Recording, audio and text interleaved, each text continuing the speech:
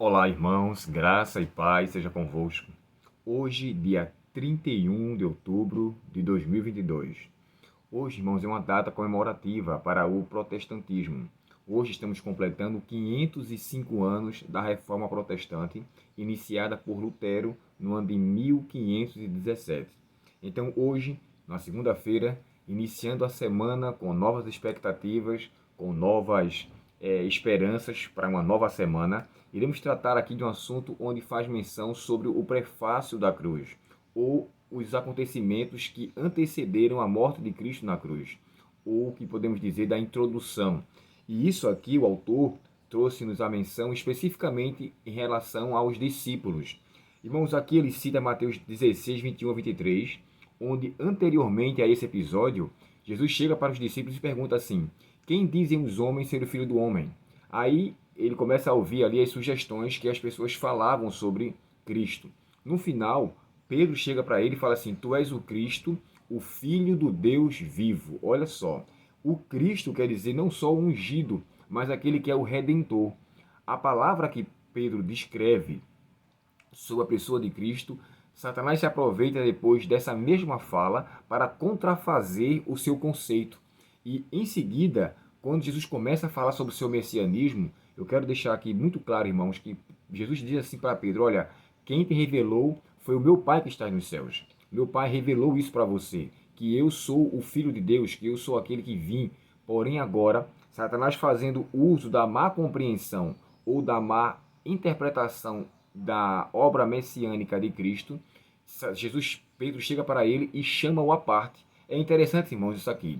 Jesus fala assim para todos os discípulos a seguinte frase: importa que o Filho do Homem morra, que ele vá para Jerusalém, que ele sofra e que no terceiro dia ressuscite. Olha, isso aqui Jesus menciona nos três evangelhos, né, sinóticos, aqui Mateus, Marcos e Lucas. Ele dá uma descrição em relação a isso. E só João, né, nós falamos sobre isso nas lições anteriores, que quando Cristo está com Nicodemos, a ele fala que importa que o Filho do Homem seja levantado. Talvez aquela seja a primeira menção entre a situação que Cristo revela ali, propriamente dito, sobre a sua morte na cruz. Mas aqui, de forma em conjunto, Jesus começa então a fazer menção sobre a sua obra, ou sobre a causa. Lembre que eu falei para vocês que Jesus veio a essa terra unicamente com o propósito de morrer. Ele veio para morrer. Ele nasceu para morrer. O propósito de vir dos céus para este mundo, assumir a forma humana ao encarnar um ser humano, ao assumir a forma humana, Cristo veio com um propósito salvífico unicamente, morrendo por nós. E agora, aqui, Jesus chega para Pedro e quando descreve tudo aquilo, Pedro chama a parte. E quando chama a parte, irmãos, isso aqui é interessante, porque o grego chega a descrever o seguinte: e Pedro o chamou à parte, como se você estivesse em uma reunião e alguém chegasse para você e dissesse assim: fulano, vem cá, chega aqui perto de mim. E se você afastasse da situação e falasse ali ao seu ouvido. Jesus chega a Cristo, Pedro chega a falar para Cristo, porém Cristo repreende, e a repreensão aqui na frente de todos. Então, a repreensão que Pedro fala para ele: olha, Senhor, de maneira nenhuma que isso aconteça contigo. E olha que coisa interessante. Na Bíblia, na versão King James, a tradução que é dita é assim, ó: que o Senhor Deus tenha misericórdia de ti e que isso não aconteça. Na expressão que nós lemos aqui, na versão de Almeida, Pedro diz assim, ó: e Pedro, chamando-o à parte, começou a reprová-lo, dizendo: tem compaixão de ti, Senhor.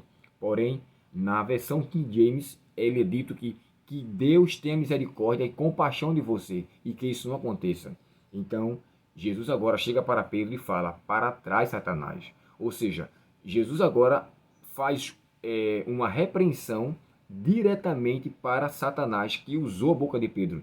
E considere que a mesma expressão que Jesus fala aqui, para trás, Satanás, é a mesma expressão que ele usa quando está no deserto da tentação. E ali Satanás tenta-o. E na parte final, uma das partes finais, ele chega a dizer assim: para trás, Satanás. Quando ele ali declara, na verdade, quem era aquele anjo que estava ali tentando enganá-lo com a suposta possibilidade de ser um anjo de luz. Jesus diz: para trás, Satanás. E agora ele fala a mesma coisa para o espírito que em Pedro habitava. E não era qualquer um, era o próprio diabo que estava ali fazendo uso da má compreensão de Pedro para trazer a ele uma, como é que eu posso dizer assim, um desânimo em relação a isso. Só para que vocês possam entender, irmãos. Quando Pedro revela a situação que tu és o Cristo, o Filho do Deus vivo, ele sabia que Cristo era o unigênito do Pai, era um que veio com esse propósito. E agora, nesse episódio que Cristo repreende, ele demonstra que, embora Pedro tivesse um conhecimento de Cristo, era um conhecimento superficial, ainda não era um conhecimento total, a ponto de que ele pudesse crer na sua obra missiológica de Cristo, na obra missiológica de Jesus. E a gente sabe, irmãos, no capítulo 52, 53 de Isaías, era relatado que o Filho do Homem viria a sofrer aqui, iria sofrer, padecer dificuldades.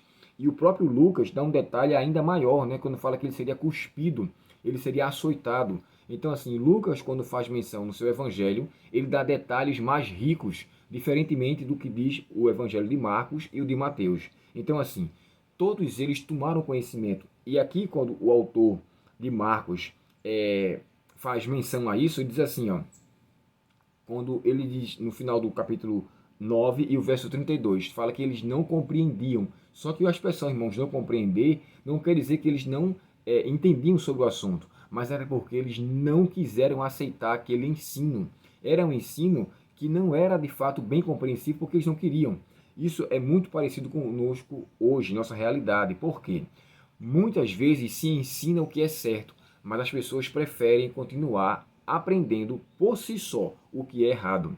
Por mais que você ensine que Cristo voltará, por mais que você fale que Cristo veio a este mundo e voltará pela segunda vez, as pessoas ainda assim estão tão secularizados, estão afundados no mundanismo, que acabam esquecendo dessa palavra de esperança que Cristo deixou para nós. E essa palavra, irmãos, deve ter uma grande vitalidade, ou seja, ela deve ter grande importância em nossa vida. E para fechar aqui, Lucas 18, 31 a 34, quando eu falei para vocês aqui que Lucas daria mais detalhes em relação a isso.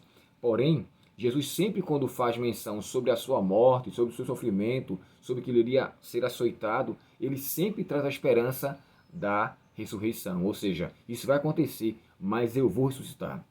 Para você ter ideia, irmãos, isso foi tão difícil de ser aceito que até quando Cristo ressuscitou e as mulheres foram falar sobre esse depoimento, eles não acreditaram. Quando Cristo aparece ali para todos os discípulos, eles também não acreditaram. É tanto que Jesus chega para Tomé e fala assim, toca em mim. Um espírito não tem carne nem osso como eu tenho. Aí então, só depois é que eles, na verdade, acreditam. Mas sabe, tudo isso que foi introduzido, que aqui foi, como é dito na lição, né, que foi um prefácio, que foi iniciado, falado antes do acontecimento, isso foi tão somente para trazer esperança. E, lamentavelmente, os discípulos não quiseram aceitar ou entender melhor este assunto.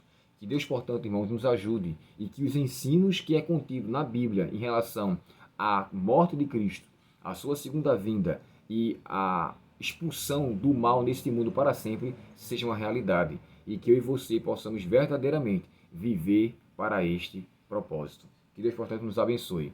Vamos orar ao Senhor. Querido Pai Celestial, te agradecemos, Senhor, pela Tua palavra e pelos conselhos a nós concedidos neste dia.